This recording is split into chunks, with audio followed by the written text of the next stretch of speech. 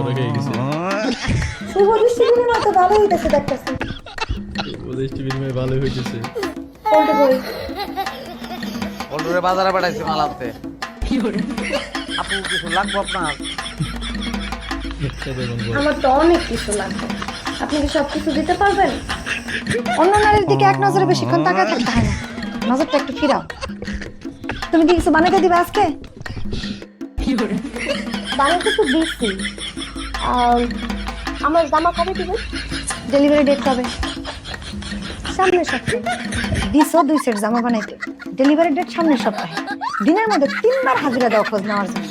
মতলব কি, হ্যাঁ? তোমার জামা আনা হয় নাই, অন্য কোনো কাম না থাকলে আমি যাও, আমাকে ব্যক্তিগত আলাপ আছে, যাও।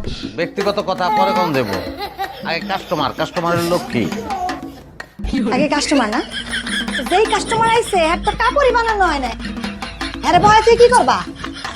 বয়াতে তারপরে সেলাই করবা? হ্যাঁ? তাতে কি সেলাই হবে? খালি তো দৃষ্টি বিনিময় হবে। দৃষ্টি বিনিময় হবে। গাড়ির মধ্যে ধরছে, হ্যাঁ? আচ্ছা এই যে কাস্টমার তুলে দিত, কাস্টমার যাও ভাই। যাও, তোমার কাজ হয়ে গেলে আমরা খবর দিব। যাও।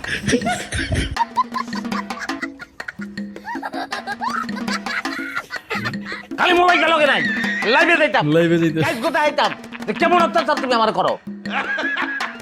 কাস্টমার আইছে, কাস্টমারের সামনে কি ধরনের অপমান করছো একটা সুন্দরী কাস্টমারের সামনে? কাজকে কইতাম আমি। কাস্টমার না, বলতো। হ্যাঁ? এই জাতীয় মাইয়া আমার খুব ভালো করে চেনা আছে।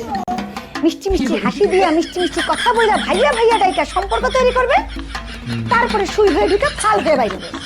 সংসার ভাঙার জম এই যায়। কারণ সংসার ভাঙ্গনের আর কি আছে? এটা সংসার। একটা স্ত্রী এরকম খুঁজে বাই করো যে স্বামীর এরকম অত্যাচার করে, পাইবা না, খোদার ভয় নাই, করতেই না। বলতেই বলো। ভালো হও, ভালো হও।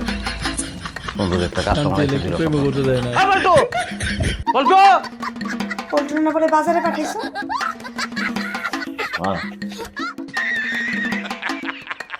কাজ শেষ করে টাকা কালেকশনে যাও, হাতে রাখো।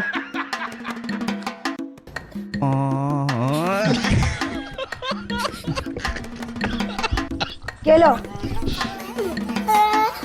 কে? টাকা কালেকশনে যাইতে পেলাম না।